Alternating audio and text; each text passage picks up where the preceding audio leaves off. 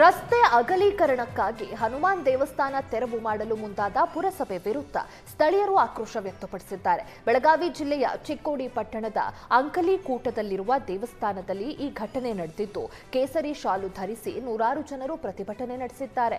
ಅಂಕಲಿಕೂಟದಿಂದ ರಸ್ತೆ ಅಗಲೀಕರಣ ಮಾಡಲು ಸಿದ್ಧತೆ ನಡೆಸಿದ್ದು, ಬೇರೆ ಜಾಗ ಗುರುತಿಸಿ ನಮಗೆ ದೇವಸ್ಥಾನ ಕಟ್ಟಿಸಿಕೊಡಬೇಕೆಂದು ಆಗ್ರಹಿಸಿದ್ದಾರೆ. ದೇವಸ್ಥಾನ ಕಟ್ಟಿಕೊಟ್ಟರೆ ನಮ್ಮ ವಿರೋಧ ಇಲ್ಲ, ದೇವಸ್ಥಾನ ಕಟ್ಟಿಕೊಟ್ಟ ನಂತರ ಇರುವ ದೇವಸ್ಥಾನವನ್ನ ತೆಗೆಯಿರಿ ಎಂದು ಬೇಡಿಕೆ ಇಟ್ಟರು. ಸ್ಥಳೀಯರ ವಿರೋಧದ ಹಿನ್ನೆಲೆ ಪುರಸಭೆ ಸದ್ಯಕ್ಕೆ ಕಾರ್ಯಾಚರಣೆಯನ್ನ ಕೈಬಿಟ್ಟಿದ್ದಾರೆ. ಬೆಂಗಳೂರಿನಲ್ಲಿ ಫುಟ್ಪಾತ್ ತೆರವಿಗೆ ವ್ಯಾಪಾರಿಗಳು ಆಕ್ರೋಶ ವ್ಯಕ್ತಪಡಿಸಿದ್ದು, ಬೀದಿ ಬದಿ ವ್ಯಾಪಾರಿಗಳ ಸಂಘಟನೆಗಳ ಜೊತೆ ಸಚಿವರ ಸಭೆ ನಡೆಸಿದ್ರು. ಸಚಿವ ಕೃಷ್ಣ ಬೈರೇಗೌಡರ ಜೊತೆಗೆ ಜಿಬಿಎ ಮುಖ್ಯ ಆಯುಕ್ತ ಮಹೇಶ್ವರ್ ರಾವ್ ಕೂಡ ಭಾಗಿಯಾಗಿದ್ರು. ಬಡವರು ಬದುಕಬೇಕು, ಶ್ರೀಮಂತರು ಬದುಕಬೇಕು, ಎಲ್ಲರೂ ಒಟ್ಟಾಗಿದ್ರೆ ಮಾತ್ರ ಬೆಂಗಳೂರು. ಇಲ್ಲಿ ಯಾರು ಹೆಚ್ಚಲ್ಲ, ಯಾರು ಕಡಿಮೆಯಲ್ಲ ಎಂದು ಬೀದಿ ಬದಿ ವ್ಯಾಪಾರಿಗಳಿಗೆ ಸಚಿವ ಕೃಷ್ಣ ಬೈರೇಗೌಡ ಮನವರಿಕೆ ಮಾಡಿಕೊಟ್ರು. ಬೀದಿ ಬದಿ ವ್ಯಾಪಾರಿಗಳಿಗೆ ಏನ್ ಸಹಕಾರ ಕೊಡಬೇಕು ಅದನ್ನ ಮಾಡ್ತೇವೆ ಅನ್ನೋ ಭರವಸೆ ನೀಡಿದ ಸಚಿವರು ಸುಪ್ರೀಂ ಕೋರ್ಟ್ ಆದೇಶವನ್ನ ಸರ್ಕಾರ ಪಾಲನೆ ಮಾಡುತ್ತಿದೆಯಷ್ಟೇ ಎಂದು ವ್ಯಾಪಾರಿಗಳಿಗೆ ಮನವರಿಕೆ ಮಾಡಿಕೊಟ್ಟರು. ವ್ಯಾಪಾರಿಗಳ ಅನೇಕ ಸಂಘಟನೆಗಳ ಜೊತೆಗೆ ಇಷ್ಟೊತ್ತು ನಾನು ಸಭೆ ಮಾಡಿದ್ದೇನೆ. ನಮ್ಮ ಕಾರ್ಯಾಚರಣೆ ಬೀದಿ ಬದಿ ವ್ಯಾಪಾರಿಗಳ ವಿರುದ್ಧ ಅಲ್ಲ.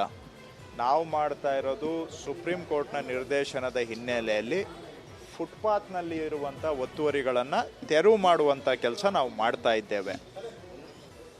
ಇದರಲ್ಲಿ ಬೆಂಗಳೂರಲ್ಲಿ ಒಂದು 3 ವರ್ಷದಿಂದ 931 ಜನ ಪಾದಚಾರಿಗಳು ಆಕ್ಸಿಡೆಂಟಲ್ಲಿ ಸಾವನ್ನಪ್ಪಿದ್ದಾರೆ. ಅದನ್ನು ಹೊರತುಪಡಿಸಿ ರಸ್ತೆ ಬದಿ ನಿಲ್ಲಿಸಿದ್ದ ಕಾರಿಗೆ ಬೊಲೆರೋ ವಾಹನ ಡಿಕ್ಕಿಯಾದ ಘಟನೆ ಬೆಂಗಳೂರಿನಲ್ಲಿ ನಡೆದಿದೆ. ಸಂಜಯ್ ನಗರದ ಟಾಟಾ ನಗರದಲ್ಲಿ ನಿನ್ನೆ ರಾತ್ರಿ ಈ ಘಟನೆ ನಡೆದಿದ್ದು, ಸದ್ಯ ರಾಜಧಾನಿ ಬೆಂಗಳೂರಲ್ಲಿ ದೊಡ್ಡ ಅನಾಹುತ ತಪ್ಪಿದೆ. ಬೊಲೆರೋ ವಾಹನ ಕಾರಿಗೆ ಡಿಕ್ಕಿ ಹೊಡೆದ ದೃಶ್ಯ ಸಿಸಿ ಕ್ಯಾಮೆರಾದಲ್ಲಿ ಸೆರೆಯಾಗಿದ್ದು, ಸದ್ಯ ಸಂಜಯ್ ನಗರ ಸಂಚಾರಿ ಪೊಲೀಸ್ ಠಾಣೆಯಲ್ಲಿ ಈ ವಿಚಾರವಾಗಿ ಪ್ರಕರಣ ದಾಖಲಾಗಿದೆ. ಹುಲಿ ದಾಳಿಗೆ ಹಸು ಬಲಿಯಾದ ಘಟನೆ ಚಾಮರಾಜನಗರ ತಾಲೂಕಿನ ಕುಲಗಾಣ ಗ್ರಾಮದಲ್ಲಿ ನಡೆದಿದೆ. ಗ್ರಾಮದ ಚಿಕ್ಕರಂಗನಾಯಕ ಎಂಬುವರಿಗೆ ಸೇರಿದ ಹಸುವನ್ನ ಮೇಯಲು ಬಿಟ್ಟಿದ್ದ ವೇಳೆ ಹುಲಿ ದಾಳಿ ನಡೆಸಿದೆ. ಗ್ರಾಮಕ್ಕೆ ಹುಲಿಯ ಎಂಟ್ರಿಯಿಂದಾಗಿ ಗ್ರಾಮಸ್ಥರಲ್ಲಿ ಆತಂಕ ಸೃಷ್ಟಿಯಾಗಿದ್ದು, ಹುಲಿ ಸೆರೆ ಹಿಡಿಯುವಂತೆ ಅರಣ್ಯ ಇಲಾಖೆಗೆ ಗ್ರಾಮಸ್ಥರು ಒತ್ತಾಯಿಸಿದ್ದಾರೆ.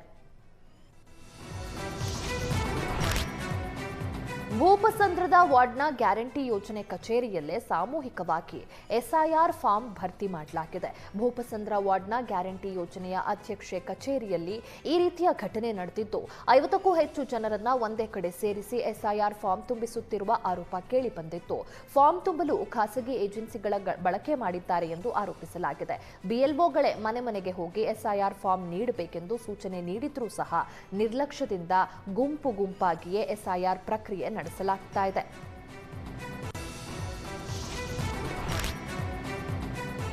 ಚರಂಡಿ ಮೇಲಿನ ಸ್ಲ್ಯಾಬ್ ಕುಸಿದು ಬಿದ್ದು ವಾಹನ ಸವಾರರು ಪರದಾಡೋ ಸ್ಥಿತಿ ಎದುರಾಗಿದೆ. ಕೊಟ್ಟೂರು ತಾಲೂಕಿನ ಉಜ್ಜಿನಿಯ ಮರುಳಸಿದ್ದೇಶ್ವರ ಕ್ಯಾಂಪ್ನಲ್ಲಿ ಕಳೆದೊಂದು ತಿಂಗಳ ಹಿಂದೆಯೇ ಸ್ಲ್ಯಾಬ್ ಕುಸಿದು ಬಿದ್ದಿದ್ದು, ಕಬ್ಬಿಣದ ರಾಡ್ಗಳು ಮೇಲೆ ಬಂದಿವೆ. ಪಾದಚಾರಿಗಳು, ವಾಹನ ಸವಾರರು ಜೀವ ಭಯದಿಂದಲೇ ಓಡಾಡುವ ಪರಿಸ್ಥಿತಿ ನಿರ್ಮಾಣವಾಗಿದೆ. ಆದರೆ ತಿಂಗಳ ಹಿಂದೆಯೇ ಸ್ಲ್ಯಾಬ್ ಕುಸಿದು ಬಿದ್ದಿದ್ದು, ದುರಸ್ತಿ ಮಾತ್ರ ಇನ್ನೂ ಮಾಡಿಲ್ಲ. ಪ್ರತಿನಿತ್ಯ ವಾಹನ ಸವಾರರು ಹರಸಾಹಸ ಪಟ್ಟು ಜಮೀನುಗಳಿಗೆ ತೆರಳುತ್ತಿದ್ದಾರೆ. ಈಗಾಗಲೇ ಈ ಬಗ್ಗೆ ಪಿಡಿಒ ಗಮನಕ್ಕೆ ತಂದರೂ ನಿರ್ಲಕ್ಷ್ಯ ಮಾಡಿದ್ದಾರೆಂದು ಸ್ಥಳೀಯರು ಆರೋಪಿಸಿದ್ದಾರೆ.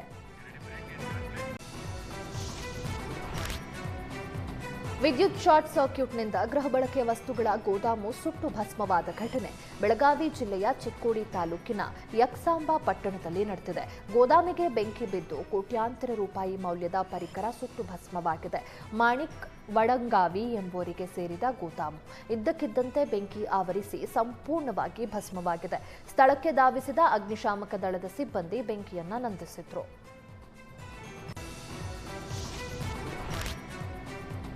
ರಾಜ್ಯದಲ್ಲಿ ದಿನೇ ದಿನೇ ಮುಂಗಾರು ಅಬ್ಬರ ಜೋರಾಗ್ತಾ ಇದ್ದು, ನಿರ್ಬಂಧ ಇದ್ರೂ ಪ್ರವಾಸಿಗರ ಮೋಜು ಮಸ್ತಿ ಮಾತ್ರ ಕಡಿಮೆ ಆಗಿಲ್ಲ.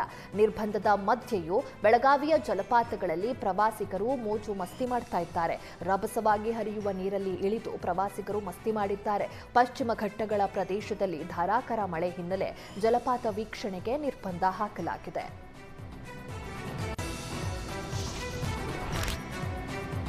ಕಲ್ಲು ಗಣಿ ವಿಚಾರಕ್ಕೆ ಅರಣ್ಯ ಅಧಿಕಾರಿಗಳು ಕಲ್ಲು ಒಡೆಯೋ ಕಾರ್ಮಿಕರ ಮಧ್ಯೆ ವಾಗ್ವಾದ ನಡೆದಿದೆ. ಕೊಪ್ಪಳ ತಾಲೂಕಿನ ಆಚನಾಳ ವ್ಯಾಪ್ತಿಯಲ್ಲಿ ಘಟನೆ ನಡೆದಿದ್ದು, ಕಳೆದ 3 ದಿನಗಳ ಹಿಂದೆ ಕಲ್ಲು ಒಡೆದಿದ್ದ ಕಾರ್ಮಿಕರು ಅರಣ್ಯ ಪ್ರದೇಶ ವ್ಯಾಪ್ತಿಯಲ್ಲಿ ಕಲ್ಲು ಒಡೆದಿದ್ದಾರೆಂದು ಅರಣ್ಯ ಅಧಿಕಾರಿಗಳು ಆರೋಪಿಸಿದ್ದಾರೆ. ಇದೇ ಕಾರಣಕ್ಕೆ ಕಲ್ಲು ನಾಶ ಮಾಡಿದ್ದ ಅರಣ್ಯ ಅಧಿಕಾರಿಗಳು ಮತ್ತು ಕಾರ್ಮಿಕರ ನಡುವೆ ವಾಗ್ವಾದ ನಡೆದಿದೆ. ಸದ್ಯ ಸ್ಥಳಕ್ಕೆ ಕೊಪ್ಪಳ ಗ್ರಾಮೀಣ ಪೊಲೀಸರು ಭೇಟಿ ನೀಡಿ ಪರಿಶೀಲನೆ ನಡೆಸಿದ್ರು. ರಾಯಚೂರು ಜಿಲ್ಲೆಯಾದ್ಯಂತ ನಡೆದ ಎಸ್ಐಆರ್ ಪ್ರಕ್ರಿಯೆ ಮುಂದುವರೆದಿದೆ. ನೆಟ್ವರ್ಕ್ ಸಮಸ್ಯೆ ಇದ್ರೂ ಅದರ ನಡುವೆಯೇ ಸಿಬ್ಬಂದಿ ಎಸ್ಐಆರ್ ಪ್ರಕ್ರಿಯೆ ನಡೆಸ್ತಾ ಇದ್ದಾರೆ. ಎಸ್ಐಆರ್ ಪ್ರಕ್ರಿಯೆ ವೇಳೆ ರಾಯಚೂರಿನ ಲಿಂಗಸಗೂರು ತಾಲೂಕಿನ ಗೋಲಪಲ್ಲಿಯಲ್ಲಿ ಸಿಬ್ಬಂದಿ ಪರದಾಡುವಂತಹ ಸ್ಥಿತಿ ಎದುರಾಗಿದೆ. ಹಳ್ಳಿಗಳಿಗೆ ಯಾವುದೇ ಸಾರಿಗೆ ವ್ಯವಸ್ಥೆ ಇಲ್ಲದೆ ಇರೋದ್ರಿಂದ ಬೆಟ್ಟ ಹತ್ತಿ ಎಸ್ಐಆರ್ ಫಾರ್ಮ್ ಭರ್ತಿ ಮಾಡಲಾಗ್ತಾ ಇದೆ. ಸಿಬ್ಬಂದಿಗಳು ಕಾಲು ನಡಿಗೆಯಲ್ಲಿಯೇ ನಡೆದು ಎನ್ಯೂಮರೇಷನ್ ಫಾರ್ಮ್ ಭರ್ತಿ ಮಾಡ್ತಾ ಇದ್ದಾರೆ. ಬೆಟ್ಟದಲ್ಲಿ ಅಲೆದು ಎಸ್ಐಆರ್ ಪ್ರಕ್ರಿಯೆ ನಡೆಸಿದ ಸಿಬ್ಬಂದಿ ಬಗ್ಗೆ ಪ್ರಶಂಸೆ ವ್ಯಕ್ತಪಡಿಸಲಾಗಿದೆ. ಮನೆ ಮುಂದೆ ವಾಮಾಚಾರ ಮಾಡಿದ್ದಾರೆಂದು ಕೊಪ್ಪಳ ಜಿಲ್ಲೆಯ ಗಂಗಾವತಿ ನಗರದ ಮುಜಾವಾರ್ ಕ್ಯಾಂಪ್ನಲ್ಲಿ ಜನರು ಆತಂಕ ವ್ಯಕ್ತಪಡಿಸಿದ್ದಾರೆ. ರಸ್ತೆ ಉದ್ದಕ್ಕೂ ಕಿಡಿಗೇಡಿಗಳು ವಾಮಾಚಾರ ಮಾಡಿದ್ದಾರೆಂದು ಆರೋಪಿಸಲಾಗಿದೆ.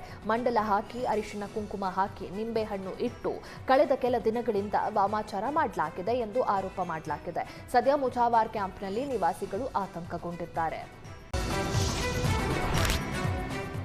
ಪಶ್ಚಿಮ ಘಟ್ಟಗಳ ಪ್ರದೇಶದಲ್ಲಿ 1 ವಾರಗಳ ಕಾಲ ಸುರಿದ ಧಾರಾಕಾರ ಮಳೆಯಿಂದಾಗಿ ಬೆಳೆಗಳೆಲ್ಲ ನಾಶವಾಗ್ತಾ ಇದೆ. 100 ಎಕರೆ ಕಬ್ಬು, ಮೆಕ್ಕೆಜೋಳ, ಭತ್ತದ ಗದ್ದೆಗೆ ಮಾರ್ಕಾಂಡೇಯ ನದಿ ನೀರು ನುಗ್ಗಿದೆ. ನಿರಂತರ ಮಳೆಗೆ ಮೈದುಂಬಿ ಹರಿಯುತ್ತಿರುವ ಮಾರ್ಕಾಂಡೇಯ ನದಿ ಕೆಎಚ್ ಕಾಂಗ್ರಾಳಿ, ಕಡೋಲಿ ಭಾಗದ ರೈತರ 100 ಎಕರೆ ಜಮೀನಿಗೆ ನುಗ್ಗಿದ್ದು ಜಲಾವೃತವಾಗಿದೆ. ಮಳೆ ಮುಂದುವರೆದ್ರೆ ಕೆಎಚ್ ಕಾಂಗ್ರಾಳಿಯ ಮನೆಗಳಿಗೆ ನದಿ ನೀರು ನುಗ್ಗುವ ಆತಂಕ ಎದುರಾಗಿದೆ. ಹಾಸನದ ದುದ್ದ ಹೋಬಳಿಯ ಬಿಟ್ಟಹಳ್ಳಿ ಗ್ರಾಮದಲ್ಲಿ ಸರ್ಕಾರಿ ಶಾಲೆಯ ಮೇಲ್ಛಾವಣಿ ಕುಸಿದು ಬಿದ್ದಿದೆ. 33 ವರ್ಷದ ಹಳೆಯ ಸರ್ಕಾರಿ ಶಾಲೆ ಆಗಿರುವುದರಿಂದ ಕುಸಿದು ಬಿದ್ದಿದ್ದು ಸದ್ಯ ಯಾವ ಪ್ರಾಣಾಪಾಯ ಕೂಡ ಸಂಭವಿಸಿಲ್ಲ. ಮಕ್ಕಳು ಶಾಲೆಗೆ ಬರುವ ಮುನ್ನವೇ ಮೇಲ್ಛಾವಣಿ ಕುಸಿದು ಬಿದ್ದಿದ್ದು ಮುಂಜಾನೆಯೇ ಘಟನೆ ಸಂಭವಿಸಿದ್ದರಿಂದ ಪೋಷಕರು ನಿಟ್ಟುಸಿರು ಬಿಟ್ಟಿದ್ದಾರೆ. ಸರ್ಕಾರಿ ಶಾಲೆ 33 ವರ್ಷ ಹಳೆಯದಾದರೂ ಕಟ್ಟಡ ಬೀಳುವ ಮುನ್ಸೂಚನೆ ಇದ್ದರೂ ಅಧಿಕಾರಿಗಳು ನಿರ್ಲಕ್ಷ್ಯ ವಹಿಸಿದ್ದಾರೆ. ಅಧಿಕಾರಿಗಳ ನಿರ್ಲಕ್ಷ್ಯಕ್ಕೆ ಸಾರ್ವಜನಿಕರು, ಪೋಷಕರು ಅಸಮಾಧಾನವನ್ನು ವ್ಯಕ್ತಪಡಿಸಿದ್ದು, ಮಕ್ಕಳ ವಿದ್ಯಾಭ್ಯಾಸಕ್ಕೆ ತೊಂದರೆಯಾಗದಂತೆ ತಕ್ಷಣ ಪರ್ಯಾಯ ವ್ಯವಸ್ಥೆ ಕಲ್ಪಿಸುವಂತೆ ಗ್ರಾಮಸ್ಥರು ಆಗ್ರಹಿಸಿದ್ದಾರೆ. ಸದ್ಯ ಗ್ರಾಮದ ಸಮುದಾಯ ಭವನದಲ್ಲಿ ಮಕ್ಕಳಿಗೆ ಪಾಠ ಮಾಡ್ತಾ ಇದ್ದು, ಬಡ ಮಕ್ಕಳ ಶಿಕ್ಷಣಕ್ಕಾಗಿ ಶೀಘ್ರದಲ್ಲೇ ಹೊಸ ಸುಸಜ್ಜಿತ ಕಟ್ಟಡ ನಿರ್ಮಿಸಿಕೊಡಬೇಕೆಂದು ಪೋಷಕರು ಆಗ್ರಹಿಸಿದ್ದಾರೆ.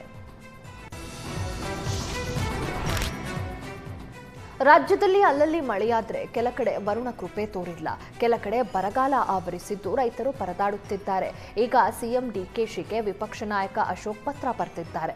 ಕೂಡಲೇ ರೈತರ ನೆರವಿಗೆ ಧಾವಿಸಬೇಕು, 50,000 ಸಾಲ ಮನ್ನಾ ಮಾಡಬೇಕು ಅಂತ ಆಗ್ರಹಿಸಿದ್ದು, ರಾಜ್ಯಕ್ಕೆ ಕೇಂದ್ರ ಸರ್ಕಾರ ದಾಖಲೆಯ ಪರಿಹಾರ ನೀಡಿದೆ. ರಾಜಕೀಯಕ್ಕಾಗಿ ನಿರ್ಣಯ ಅಂಗೀಕರಿಸೋದು ಖಂಡನೀಯ. ತುರ್ತು ಪರಿಹಾರದ ಜೊತೆಗೆ ತಲಾ 50,000 ಸಾಲ ಮನ್ನಾ ಮಾಡಿ ಅಂತ ಮನವಿ ಮಾಡಿದ್ದಾರೆ. ಇನ್ನು ಉತ್ತರ ಕರ್ನಾಟಕ, ಮಲೆನಾಡಿನಲ್ಲಿ ಅತಿವೃಷ್ಟಿ ಪ್ರವಾಹದ ಆತಂಕ ಎದುರಾಗಿದೆ. ಲಕ್ಷಾಂತರ ರೈತರು, ಕೃಷಿ ಕಾರ್ಮಿಕರು ಸಂಕಷ್ಟದಲ್ಲಿದ್ದಾರೆ. ಸಾಲ ಮನ್ನಾ ಕುರಿತು ಪರಿಶೀಲನೆ ನಡೆಸೋದಾಗಿ ಹೇಳಿಕೆ ನೀಡಿದ್ದೀರಿ. ರೈತರಿಗೆ ಈಗ ಬೇಕಾಗಿರೋದು ಪರಿಶೀಲನೆ ಅಲ್ಲ, ವಿಳಂಬ ಮಾಡದೆ ಬರ ಮತ್ತು ಪ್ರವಾಹದಿಂದ ಸಾಲ ಮನ್ನಾ ಮಾಡಿ ಎಂದು ಒತ್ತಾಯಿಸಿದ್ರು.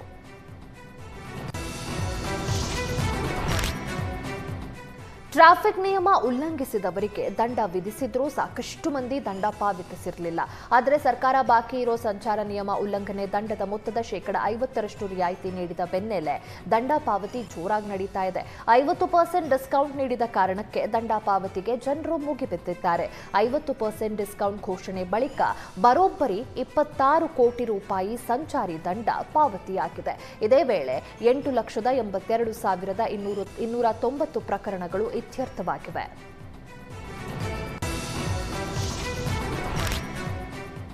ಮಣಿಪಾಲ್ ಪೊಲೀಸ್ ಠಾಣಾ ವ್ಯಾಪ್ತಿಯಲ್ಲಿ ಇತ್ತೀಚೆಗೆ ನಡೆದಿದ್ದ ಶಾಲಾ ಬಸ್ ಅಪಘಾತ ಕೇಸ್ಗೆ ಸಂಬಂಧ ಸತ್ಯವೊಂದು ಹೊರಬಂದಿದೆ. ಸಿಸಿಟಿವಿ ದೃಶ್ಯಾವಳಿಗಳ ತನಿಖೆಯಿಂದ ಆಘಾತಕಾರಿ ಸತ್ಯವೊಂದು ಹೊರಬಿದ್ದಿದ್ದು, ತಂದೆ ಬಸ್ ಚಲಾಯಿಸಿ ಅಪಘಾತ ಮಾಡಿದ್ದಾರೆ ಎಂದು ಸುಳ್ಳು ದೂರು ನೀಡಿದ್ದ ಬಸ್ ಕಂಡಕ್ಟರ್ ಸ್ವತಃ ಪರವಾನಗಿ ಇಲ್ಲದೆ ಬಸ್ ಚಲಾಯಿಸಿ ಅಪಘಾತ ಮಾಡಿರುವುದು ದೃಢಪಟ್ಟಿದೆ.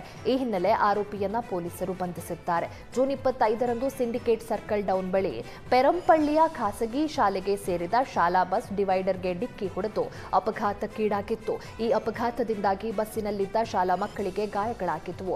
ಈ ಘಟನೆ ಸಂಬಂಧಪಟ್ಟಂತೆ ಬಸ್ ಕಂಡಕ್ಟರ್ ಆದ ಕಟಪಾಡಿ ನಿವಾಸಿ ಮೊಹಮ್ಮದ್ ರಾಹೀಜ್ ಮಣಿಪಾಲ್ ಠಾಣೆಗೆ ದೂರು ನೀಡಿದ್ದಾರೆ. ಇದರ ಅನ್ವಯ ಪೊಲೀಸರು ಮೊದಲು ಪ್ರಕರಣ ದಾಖಲಿಸಿಕೊಂಡಿದ್ದಾರೆ.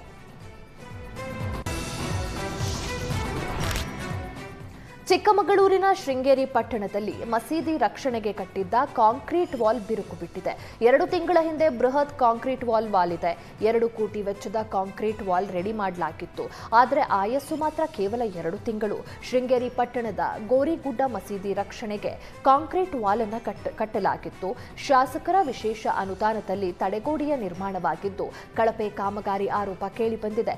ಭಾರೀ ಮಳೆಗೆ ತಡೆಗೋಡೆಯಲ್ಲಿ ಬಿರುಕು ಕಾಣಿಸಿಕೊಂಡ ಹಿನ್ನೆಲೆ ಸ್ಥಳೀಯರಲ್ಲಿ ಆತಂಕ ಮೂಡಿದೆ. ತಡೆಗೋಡೆ ಕೆಳಭಾಗದ ಮನೆಗಳು ವ್ಯಾಪಾರಸ್ಥರ ಜೀವಕ್ಕೆ ಗ್ಯಾರಂಟಿ ಇಲ್ಲದಂತಾಗಿದ್ದು ಜನರ ತೆರಿಗೆ ಹಣದ ದುರ್ಬಳಕೆ ಆರೋಪಕ್ಕೆ ಸಾರ್ವಜನಿಕರು ತೀವ್ರ ಆಕ್ರೋಶ ಹೊರಹಾಕಿದ್ದಾರೆ. ಸಂಬಂಧಪಟ್ಟ ಅಧಿಕಾರಿಗಳು ಕೂಡಲೇ ಸೂಕ್ತ ಕ್ರಮ ಕೈಗೊಳ್ಳುವಂತೆ ಸ್ಥಳೀಯರು ಆಗ್ರಹಿಸಿದ್ದಾರೆ.